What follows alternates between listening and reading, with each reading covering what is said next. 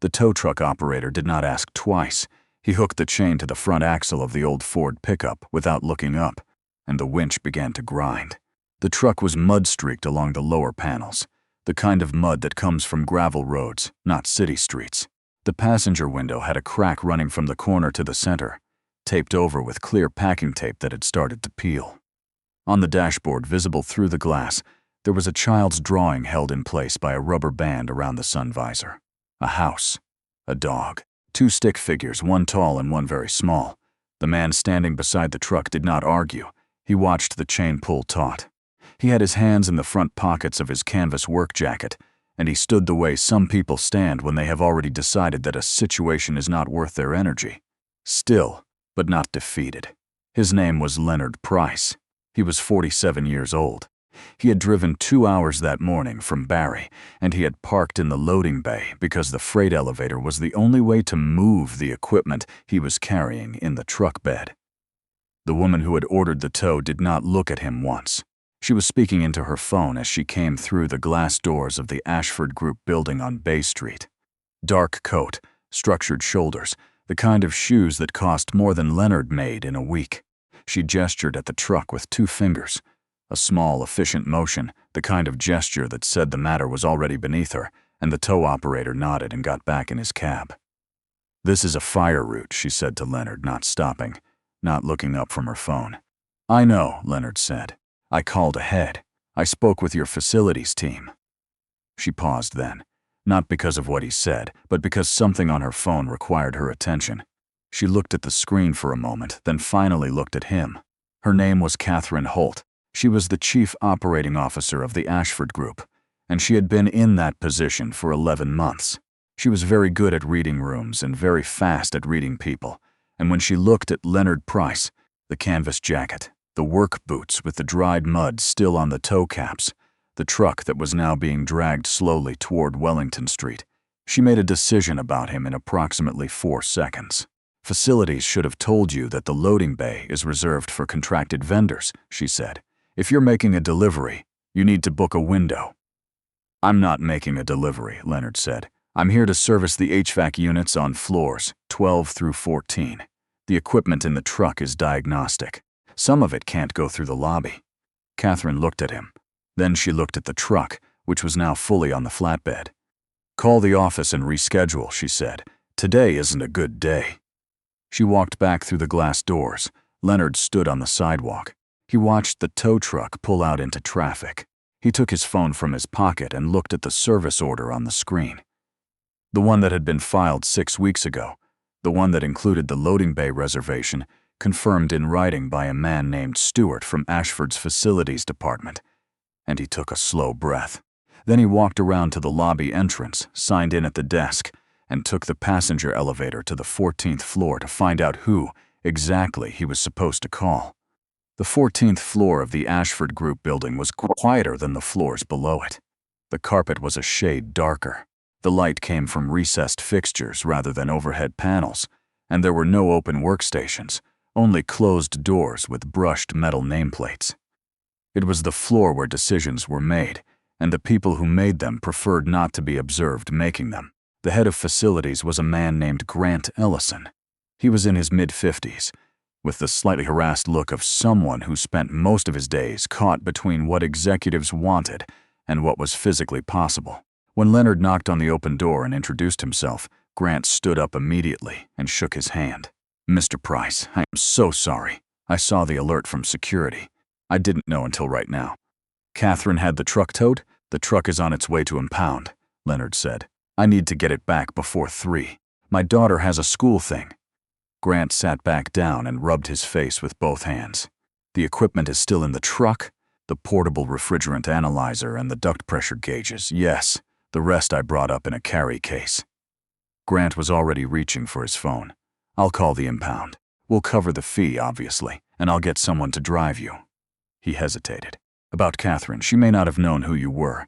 She gets here at 6:30, and she's dealing with a board presentation today, so she's—" "It's fine," Leonard said. Grant looked at him. "It's not fine. You drove from Barrie." "It's fine," Leonard said again, in a tone that closed the subject without hostility, the way a door clicks shut in a well-fitted frame. Grant made the calls. While he was on hold with the impound lot, Leonard set his carry case on the small table in the corner of the office and opened it. Inside, organized in foam cutouts, were instruments that Grant did not recognize but that looked expensive and carefully maintained. Leonard checked each one methodically, the way a surgeon checks instruments before a procedure. Not anxious, just precise. "Can I ask you something?" Grant said, phone still at his ear. "The unit's on 12 through 14. How bad is it?" Leonard looked up. "You're losing about 30% efficiency on the primary exchange unit. The refrigerant level is low, but that's a symptom, not the cause. There's a valve somewhere in the loop that's partially blocked. Been that way for a while. You're paying to cool air that isn't moving." Grant stared at him. The facilities report from last quarter said the system was operating within normal parameters. "It was," Leonard said, "at the time. These things drift. The report would have flagged it eventually. How much is it going to cost to fix it?" "Not much. A few hours of work. Parts are maybe $400. Leonard paused. "To keep running it the way it is for another 6 months? More the compressor will go. That's a different conversation." Grant relayed none of this into the phone. He was listening to hold music, looking at Leonard Price with an expression that was difficult to name. Something between gratitude and a particular kind of embarrassment that comes from realizing you have been relying on the wrong information for a long time. Leonard got his truck back at 11:40. The impound fee was $380, which Grant had already processed through the building's vendor account. By the time Leonard arrived at the lot on Lakeshore Boulevard, the man at the counter looked mildly surprised when Leonard produced the release paperwork without argument, signed where indicated, and left without complaint. He drove back to Bay Street, backed into the loading bay again. Grant had cleared it with building security and spent the rest of the morning on the 14th floor. The work was methodical. Leonard moved through the mechanical room with the quiet efficiency of someone who had been doing this for 22 years, someone for whom the language of systems, pressure, flow, resistance, loss, was as natural as spoken conversation. He took readings. He made notes in a small spiral notebook. He did not use a tablet or a digital form. He used a pencil, and the handwriting was careful and small. At 12:30, one of the junior facilities staff, a young woman named Priya, who had been assigned to escort him through the secure areas, asked if he wanted coffee. "Please," Leonard said, without looking up from the gauge he was reading. When she came back with 2 cups, she hesitated at the door of the mechanical room. "Can I ask, how did you know about the valve?" "We have a building management system. It's supposed to catch anomalies." Leonard straightened up and took the coffee. "Your building management system monitors what it's been told to monitor. It knows what normal looks like because someone defined normal for it. If normal drifted gradually, the system drifted with it. It doesn't know what it doesn't know." Priya thought about this for a moment. "That's kind of unsettling. It's just how it is," Leonard said. He took a sip of the coffee. "The system isn't wrong. It's just not asking the right questions." She nodded, and then, because the observation seemed to apply to more than HVAC units, she didn't say anything else. At 1:15, the door to the mechanical room opened and Catherine Holt came in. She was not the kind of person who visited mechanical rooms. That was clear from the way she stood in the doorway, not quite entering, one hand on the doorframe, as though maintaining an exit. She had changed nothing about her appearance since the morning. She looked exactly as composed, and the composure was exactly as deliberate. "Grant tells me you found something," she said. Leonard did not look up immediately. He finished writing the number he was recording, then capped his pen and turned. "The valve in the secondary loop," he said. "It's been partially closed for a while. I'd guess 8 to 10 months. What does that mean practically? You've been running the system at reduced capacity without knowing it. The temperature regulation on 12 and 13 has been compensating by running the compressor harder. You'll have noticed the energy bills were up." Catherine was quiet for a moment. "We attributed that to occupancy changes." "Occupancy might be part of it," Leonard said, "but not most of it."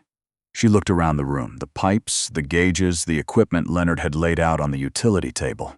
Then she looked at him. Not the way she had looked at him this morning, not the 4-second assessment and dismissal. This was something else, slower. "Grant said you drove from Barry." "Yes.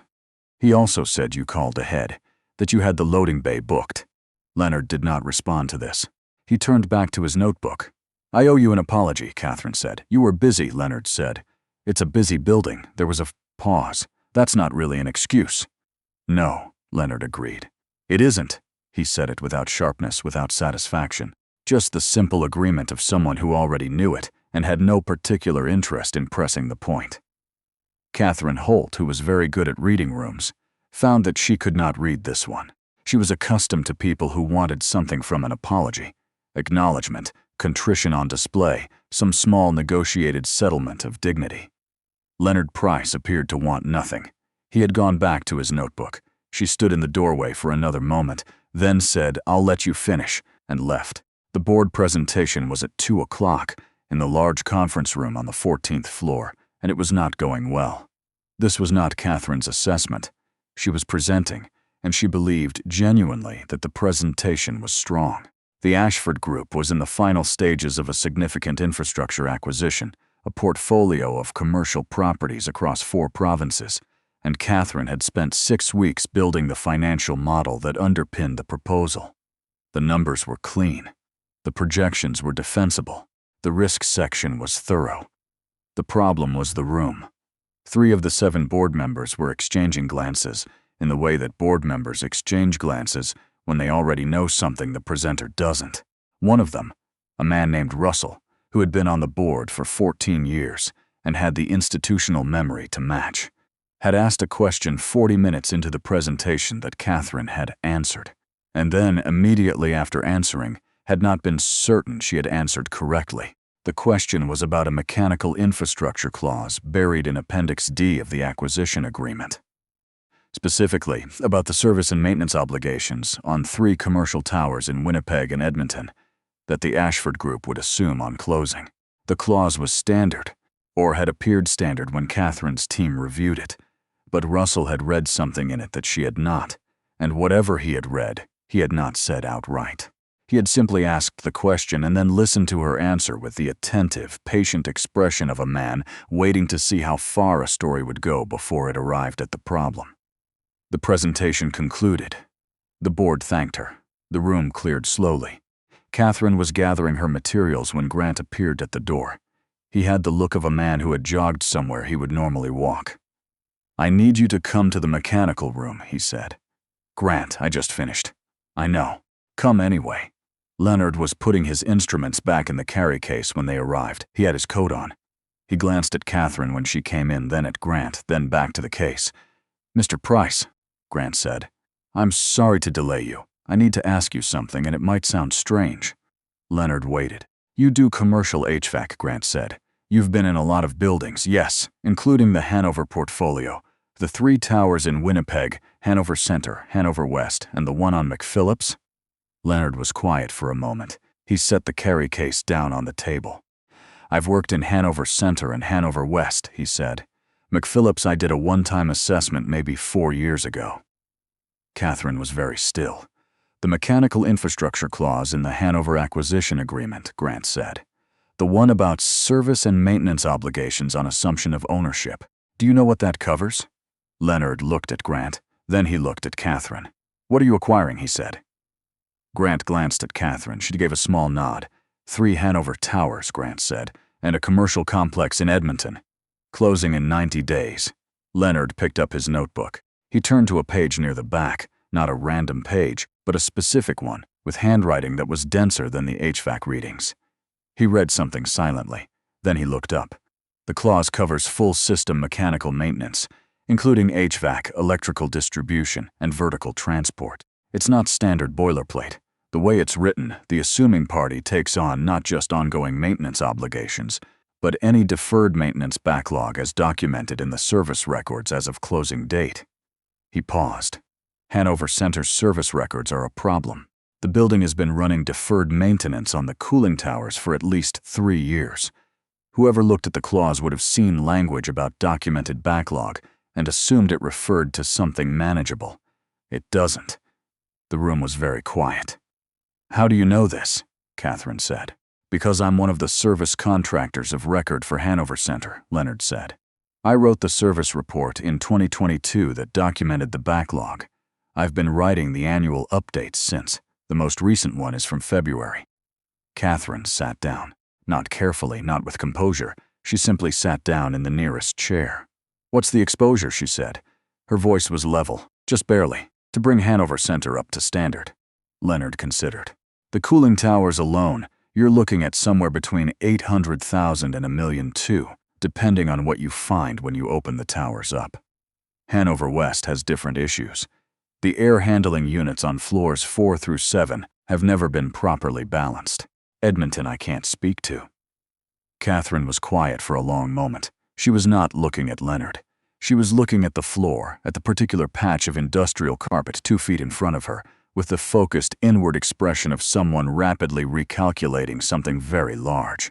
"The board meeting just ended," she said, mostly to herself. "When does it resume?" Grant said. 4 o'clock. Short break, then we reconvene for questions. She looked up at Leonard. "Mr. Price, I need to ask you something. Go ahead. Would you be willing to stay? Not the whole afternoon. An hour, maybe less. The board has questions about the maintenance clause, and I need someone in that room who actually knows what the clause means." Leonard looked at his watch. It was 2:47. "I need to make a call," he said. He stepped out into the hallway. Through the glass panel beside the door, Catherine and Grant could see him on his phone, speaking to someone. He was smiling. A small, unguarded smile, the kind that appears without effort, and whatever he was saying, he said it briefly. He came back in after 2 minutes. "I can stay until 4:30, he said. "My sister's picking up my daughter." The board reconvened at 4. Catherine introduced Leonard simply, by name, as a service contractor with direct knowledge of the Hanover portfolio. She did not frame it as a reversal or an admission. She presented it as additional information the board should have before proceeding. Russell looked at Leonard for a long moment. "You're the service contractor of record for Hanover Center and West," Leonard said. "Going on 6 years. You've read Appendix. I just read it for the first time this afternoon," Leonard said. "But I know what's behind it." Russell nodded slowly. "Then walk us through it." Leonard did. He did it the way he did everything, without performance, without embellishment. He described the condition of the Hanover Center cooling towers in the specific, factual language of someone who had been inside them. He described the 2022 service report, what it contained and why it had been written the way it was. He described what deferred maintenance meant in practice, not in theory, not as a risk category in a financial model, but as actual equipment in an actual building that had been running past its service life for reasons that had more to do with ownership transitions and budget cycles than with any single decision. One of the board members, a woman named Carol, who was an engineer by training and had been on the board for 3 years, asked the most precise questions. Leonard answered each one. When he didn't know something, he said so. When he had an estimate, he said it was an estimate. When he was certain, he was certain. At 4:20, Russell said, "This changes the calculus on closing conditions." "Yes," Catherine said. "It does. We'll need to go back to the vendor." "Yes," Catherine said again. There was a brief discussion that Leonard was not part of. He sat to one side, his notebook on the table, and he did not look around the room or check his phone. He looked at the window. Outside, Bay Street was beginning to fill with the early evening traffic. The buses, the couriers, the people in good coats walking fast in the direction of Union Station. He watched it with the mildly detached attention of someone who is comfortable not being the center of things. At 4:28, Catherine stood and thanked him, formally in front of the board. "The Ashford Group owes you significantly more than the time we took from your day," she said. "You owe me the impound fee," Leonard said. "Grant already took care of it." A few of the board members laughed. Russell did not laugh, but he stood and crossed to where Leonard was gathering his notebook and extended his hand. "Russell Haynes," he said. "I've been on this board a long time. I've sat through a lot of presentations. I've never had a service contractor save us from a 9-figure problem before." Leonard shook his hand. "I don't know if it's 9 figures. Edmonton might be," Russell said. "We'll find out." He paused. "Can I ask, do you do assessments? Not repair work. Formal due diligence assessments for acquisition purposes?" Leonard looked at him. "I've done a few, not as a primary business. Would you consider a formal engagement? Before we go back to the Hanover vendor, we'd want an independent mechanical assessment of all 4 properties. Documented, signed, the full package." Leonard was quiet for a moment. Outside, the early evening traffic moved along Bay Street. The light was going amber through the west-facing windows of the conference room, laying long rectangles across the carpet. "Send me the scope," he said. "I'll look at it." It took Leonard 40 minutes to get out of the building.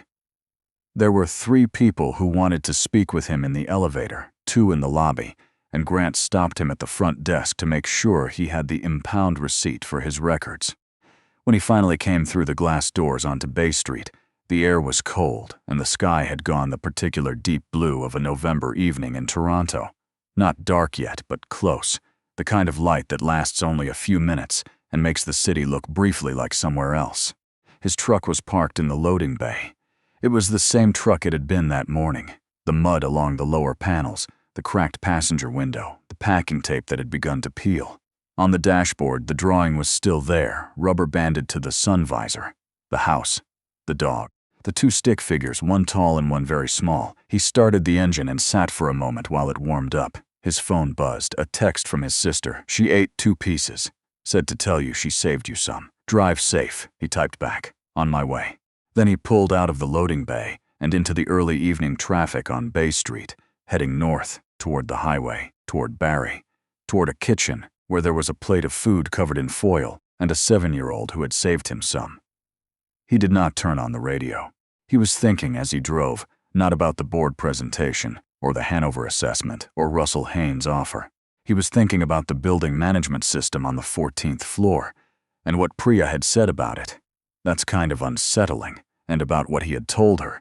It's just not asking the right questions. It applied, he thought, to more than HVAC.